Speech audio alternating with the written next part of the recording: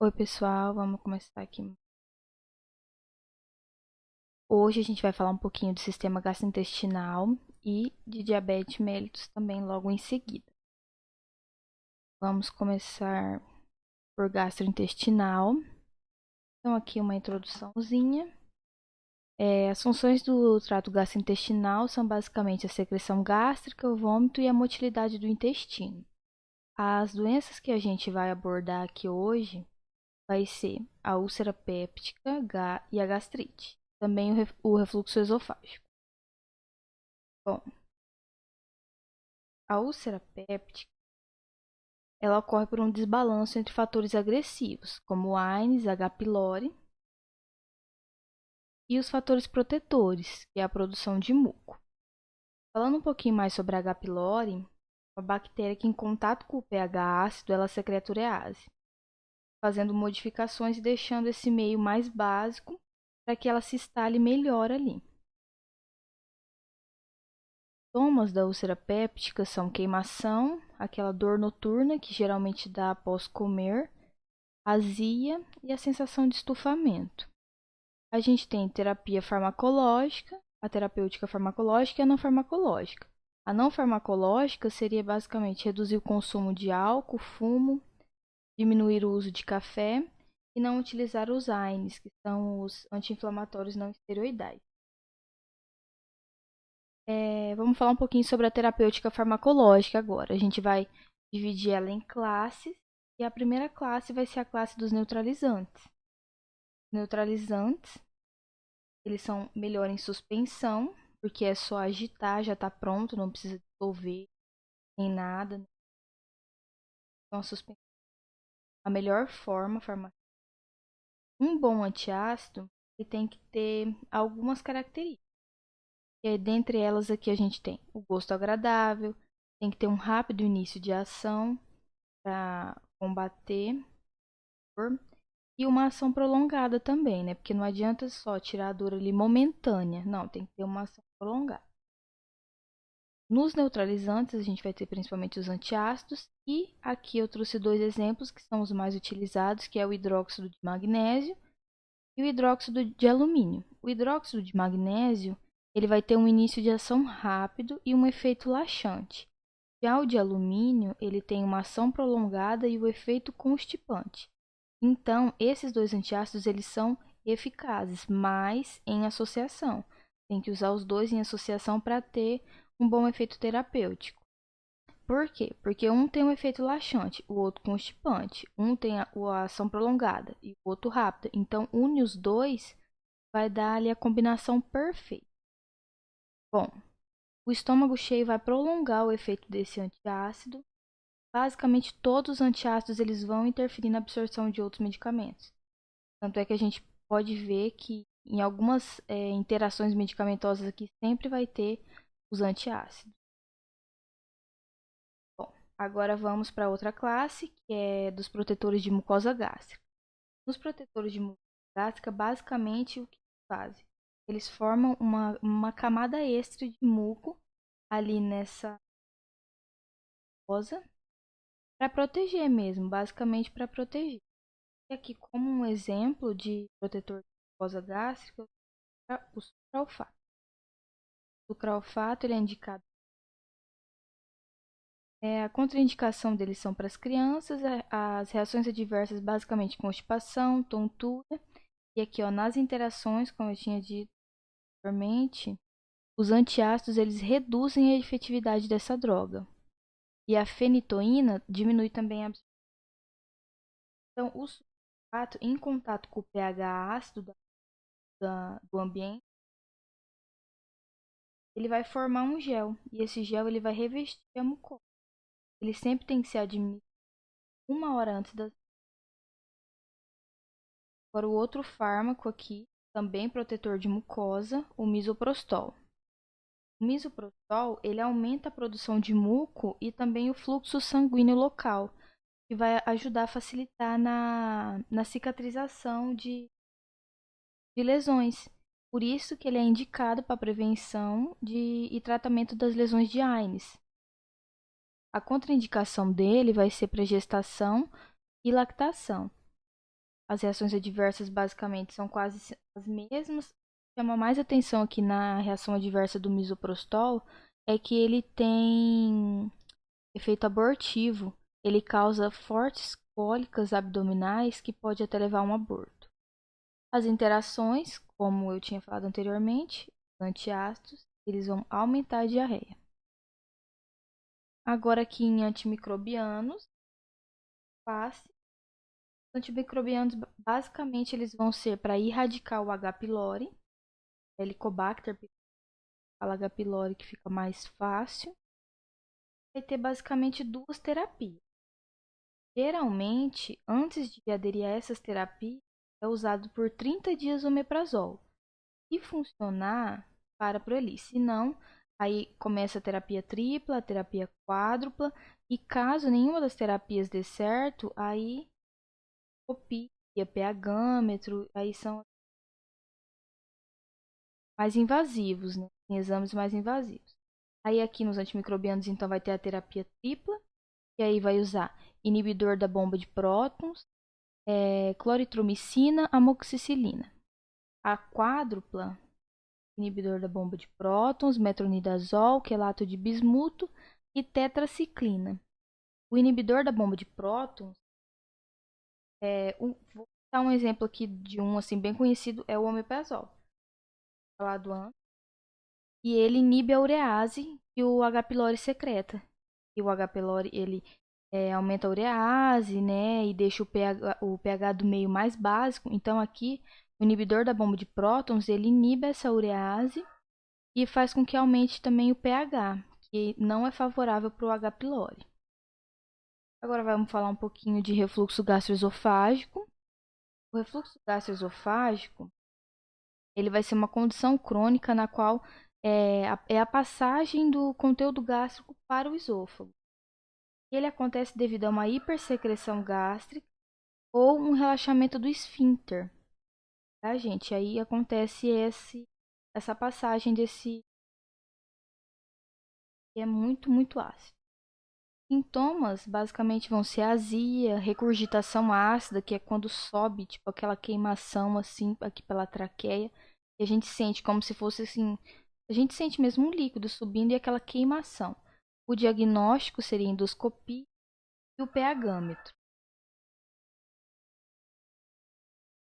Aí aqui os inibidores da bomba de prótons seria uma classe recomendada para o refluxo gastroesofágico. E aqui ele é, na verdade, fármaco de primeira escolha para o refluxo gastroesofágico. A gente usa 2 vezes ao dia. Se não der certo essa dose, se não estiver dando efeito, a gente dobra a dose. Se persistir, a gente usa uma dose mínima do inibidor de bomba de prótons e associa ela com um outro medicamento. Gente, tem um galo cantando aqui, tá? Então, assim, vizinho tem um galo aqui, então vocês não estranhem. Vamos prosseguindo e deixa o galo cantar. Agora, vamos falar sobre o antiácido, que também é indicado para o refluxo gastroesofágico. E vai ter aquele alívio ali, assim, imediato, como a gente já tinha falado anteriormente. Agora que é a classe dos procinéticos, ela vai aumentar o tônus do esfíncter esofágico, ou seja, então vai ter aquele melhor fechamento ali do esfíncter, para que não haja essa passagem desse líquido, vai acelerar o esvaziamento gástrico, ou seja, então vai diminuir o tempo daquele alimento fica ali no estômago, então vai diminuir consequentemente a acidez. Agora a gente vai falar um pouquinho sobre os antieméticos.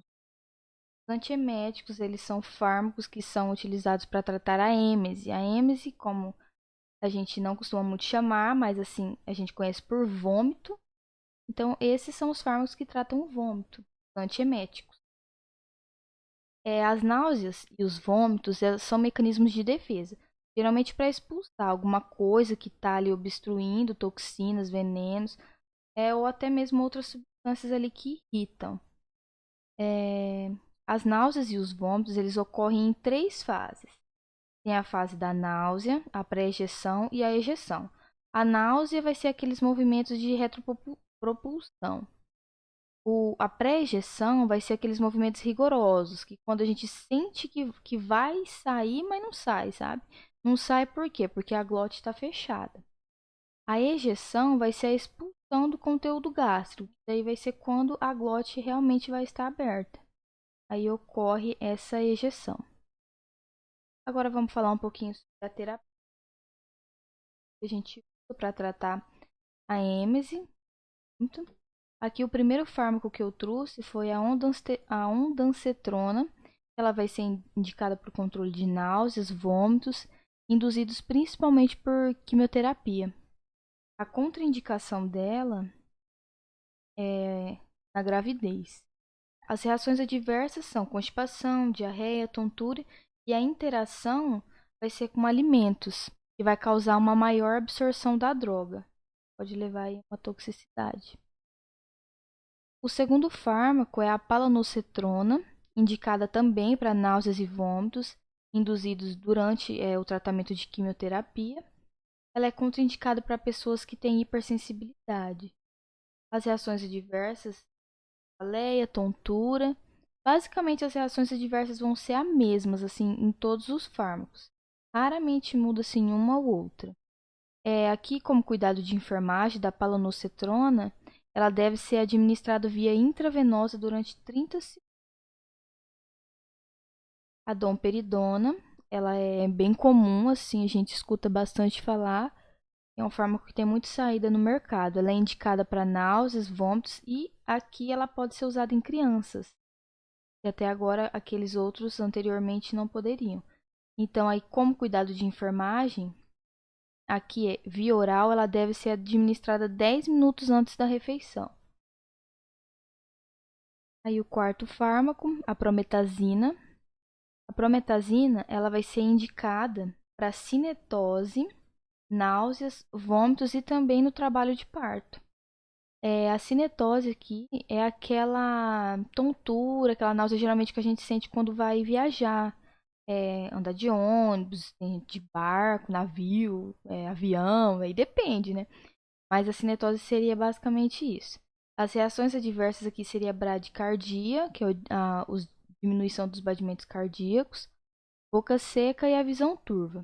As interações são com depressores do sistema nervoso central, que o principal depressor que a gente mais conhece que está no nosso meio seria o álcool.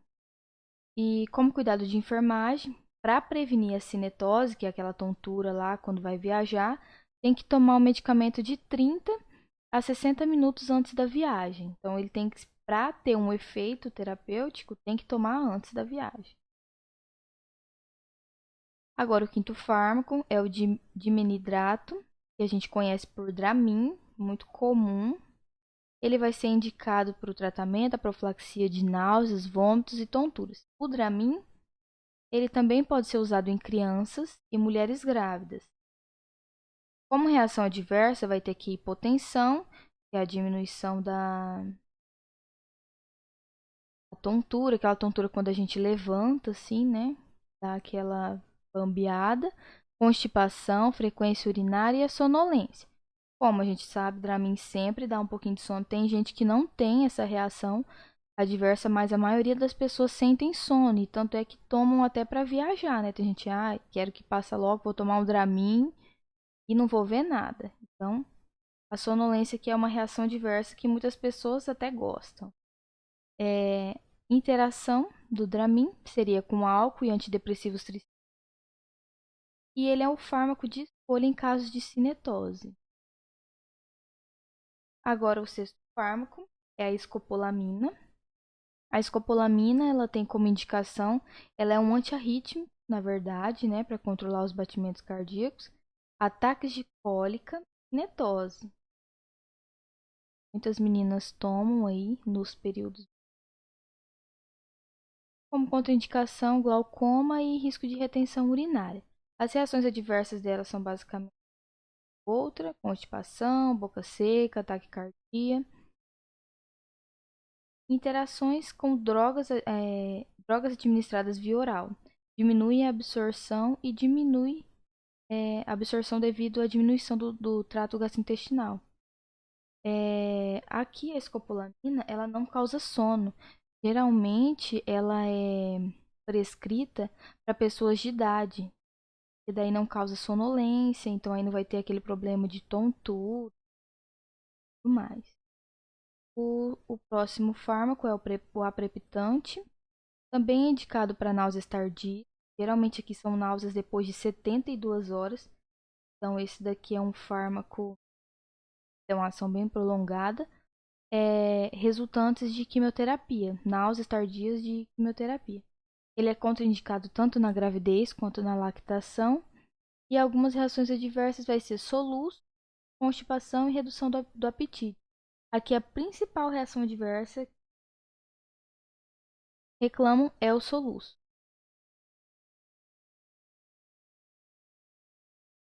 Bom, agora entrando aqui em diabetes, breve, uma breve introdução. A gente vai falar mais aqui no diabetes, fármacos, tanto ali da parte de quimioterapia, tanto na parte dos hipoglicemiantes orais. Então, aqui vamos começar. Diabetes mellitus, como todo mundo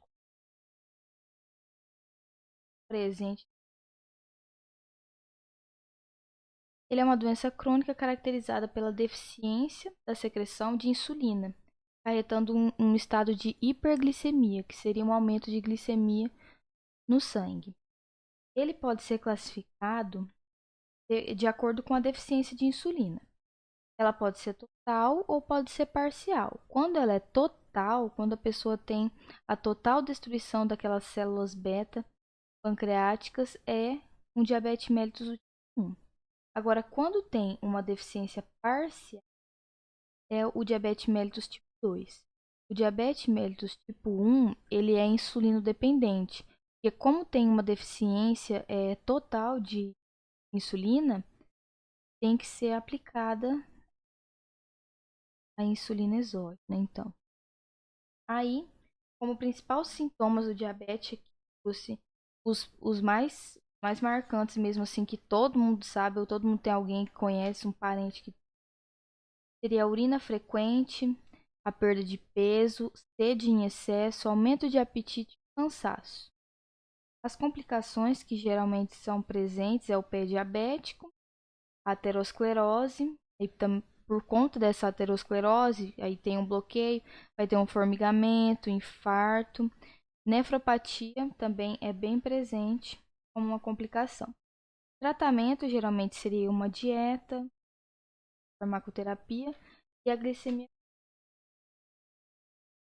As insulinas, elas geralmente são usadas em associação para poder mimetizar o fisiológico, imitar mesmo assim a que a gente produz. Quanto mais próximo, melhor ela vai ser. Aí, como classificação do diabetes tipo 1, coloquei aqui bem explicadinho no slide, que é a das células beta, que leva a absoluta deficiência de insulina. Então, essa pessoa que tem diabetes do tipo 1, ela não produz nenhuma insulina. Então, ela é insulino dependente. É aquela pessoa que vai tomar aquelas agulhadinhas todo dia. E o diabetes do tipo 2, a pessoa vai ter uma resistência à insulina. Ela tem, as células produzem, mas ela vai ter uma resistência a ela. Então, vai ter uma deficiência na ação da mesma. E a maioria das pessoas que têm o diabetes do tipo 2 são pessoas obesas. Agora vamos à insulinoterapia, que é usada em sua grande maioria no diabetes mellitus do tipo 1, mas não significa que a pessoa que tem o diabetes mellitus tipo 2 também tome a insulina, mas essa daqui é obrigatoriamente do diabetes mellitus tipo 1. As principais vias de administração da insulinoterapia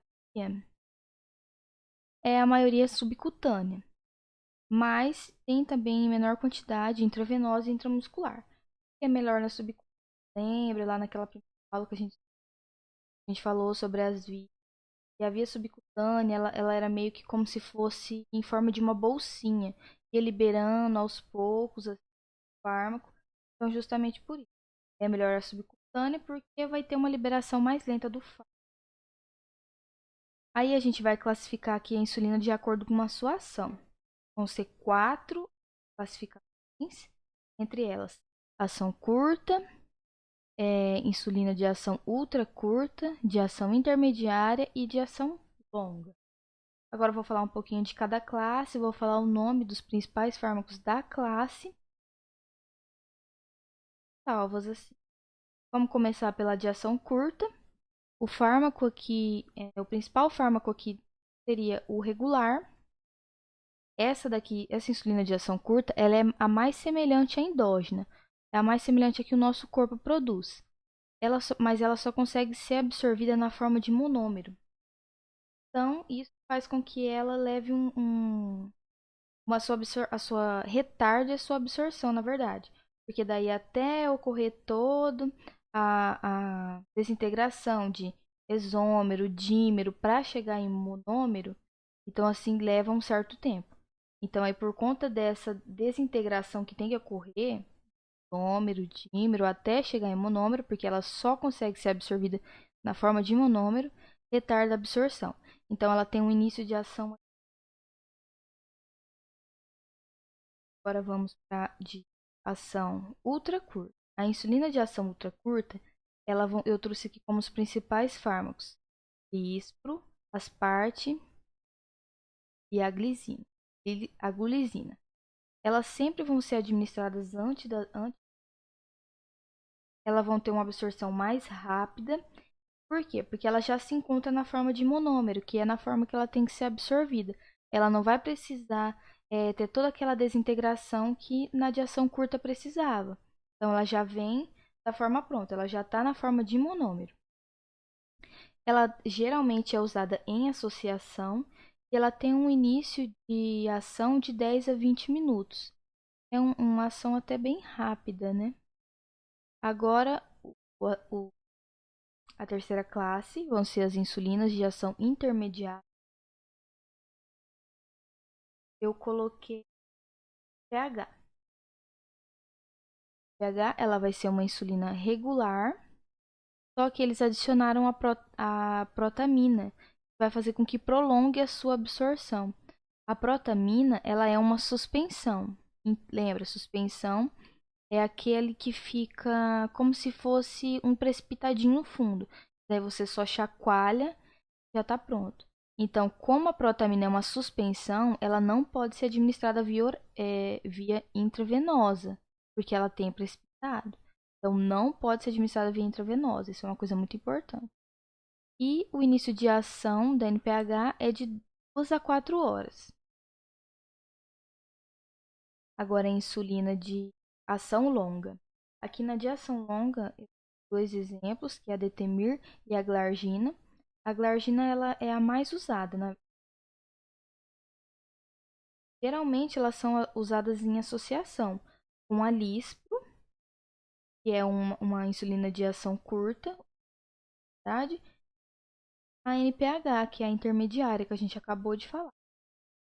E o início de ação, ela é de 1 a 4 horas, mas ela tem uma ação sim muito, ela tem um tempo de duração sim muito prolongado. Seria de 20 a 24 horas, por isso que ela tem que ser associada com a outra assim mais rápido. Aí agora aqui algumas ressalvas assim. Local para injeção subcutânea. Geralmente, pacientes eles usam no abdômen, ali em volta do umbigo. É onde mais é aplicado, né? Mas pode ser aplicado tanto no abdômen, né? Que é o principal, nas nádegas, parte anterior da coxa, que frente seria, e a parte dorsal do braço. Assim, a costas, para ficar mais didático para você, da frente do corpo, atrás do braço. Então, dorsal do braço. Mas basicamente é no abdômen, em volta ali do umbigo, nessa parte assim mais aqui da barriguinha mesmo, mais de baixo. E aqui é importante realizar um rodízio de aplicações para que evite a formação de nódulos, não ficar aplicando sempre naquele mesmo lugar, sempre naquele mesmo lugar. O pessoal gosta de aplicar no abdômen porque diz que é onde dói menos. que é onde a gente tem a maior localização de gordura, na verdade, né? Então aí, sempre aplicando ali, sempre aplicando ali. Sempre forma assim, fica bem roxinho, a parte às vezes pega assim, dá uma mexidinha, fica meio durinho. Então por isso que é bom sempre fazer um rodízio para evitar mesmo esses nódulos. E aí, em ordem decrescente de absorção, eu coloquei para vocês lá no slide, assim, para vocês verem. Menor para o maior. Então, menor absorção seria no abdômen, depois no dorsal do braço, nádegas e anterior da coxa. No anterior da coxa seria ali onde tem a absorção mais rápida. E vocês lembram que a melhor via de administração é a subcutânea, justamente porque a gente quer que seja liberado bem lentamente, assim, o fármaco, né? Então, por isso que é melhor sempre no abdômen, ali em volta do umbigo. Aí agora a gente vai falar um pouquinho dos hipoglicemiantes para diabetes mellitus do tipo 2, que é aqui é uma deficiência parcial ali daquelas células beta que produzem a insulina. Aí eu trouxe aqui classificação, os fármacos classificados em três classificações. A primeira classificação é os que estimulam as células beta a secretar a insulina, as biguanidas, que é a secretação, e a terceira, os que reduzem a absorção da glicose. Como primeira classe aqui, os que estimulam as células beta a secretar a insulina, temos a glibenclamida, que ela é um hipoglicemiante oral para diabetes mellitus 2. Os fármacos de segunda geração são os melhores dessa classe. Geralmente, sempre os fármacos de segunda geração são os melhores, porque primeiro são feitos os de primeira geração. Aí sempre dá algum probleminha, algum efeito colateral assim muito marcante que dificulta muito a utilização. E aí o que acontece? Aí eles vão e fazem os fármacos de segunda geração. Quando fazem esses fármacos de segunda geração, eles procuram corrigir os erros do de primeira geração. Tipo, dar alguma modificação ali na estrutura para que esse fármaco seja melhor, assim, mais agradável, com menos efeitos colaterais. Aqui a glibenclamida, ela vai ser contraindicada para diabetes mellitus do tipo 1, gravidez e a lactação. Agora vamos para o fármaco, que é a repaglinida. As vantagens desse fármaco seriam: se o paciente pular alguma refeição, ele não vai ter aquele efeito hipoglicêmico, que seria aquela queda brusca da glicemia. Aí a pessoa tem tontura, chega até a desmaiar, dependendo.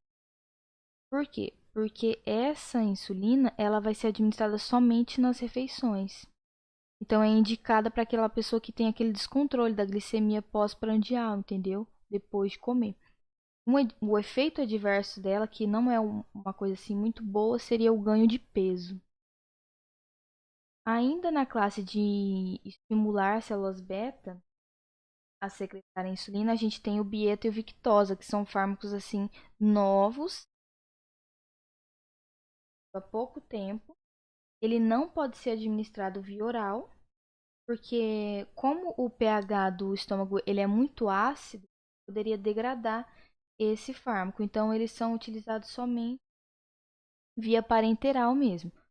Eles reduzem o esvaziamento gástrico e atravessam a barreira hematocefálica, bloqueando a fome. Então, ou seja, esse fármaco aqui, uma das vantagens dele seria a perda de peso. Tem gente que nem tem diabetes e toma esse fármaco para perder peso.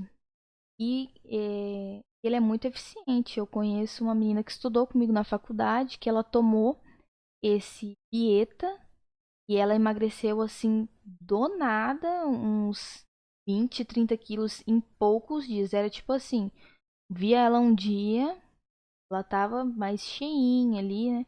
Ela não era uma pessoa gorda, gorda na verdade, mas era algo que incomodava ela. Ela tava ali num dia normal, igual eu sempre via ela, quando de repente no outro dia, não assim no outro dia, né? Tô exagerando um pouco, mas assim, passou um mês ali e a menina já tava tipo assim, meu Deus do céu. Uma coisa assim de outro mundo, muito magra, emagreceu muito em muito pouco tempo. Uma desvantagem desse Dieta e Victoza aqui é que eles são muito caros por conta de ser um fármaco novo e por conta dessa grande procura aqui no caso de emagrecer, né?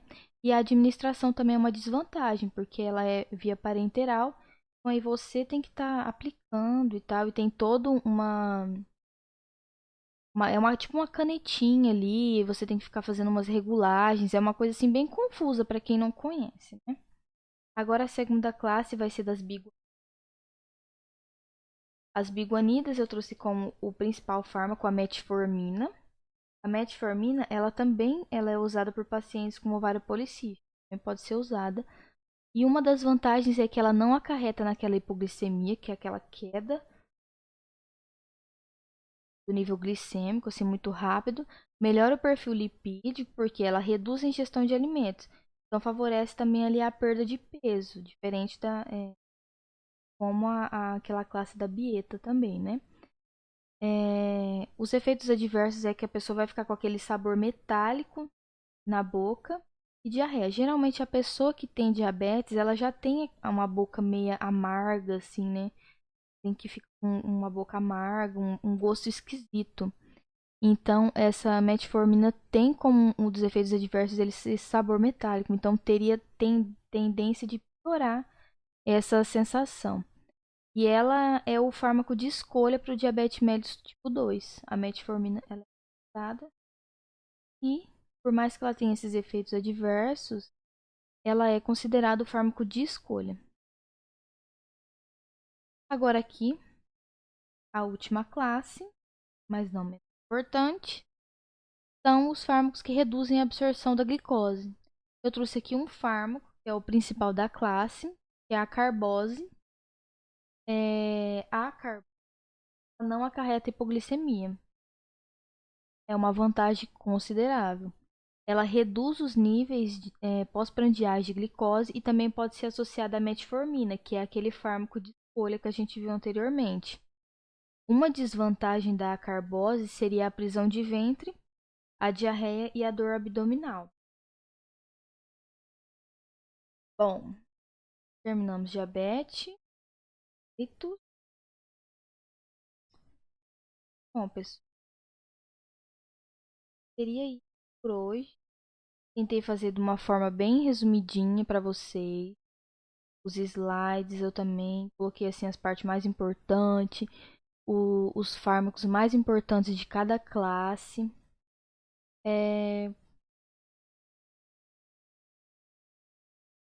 Obrigado, até a próxima aula, pessoal.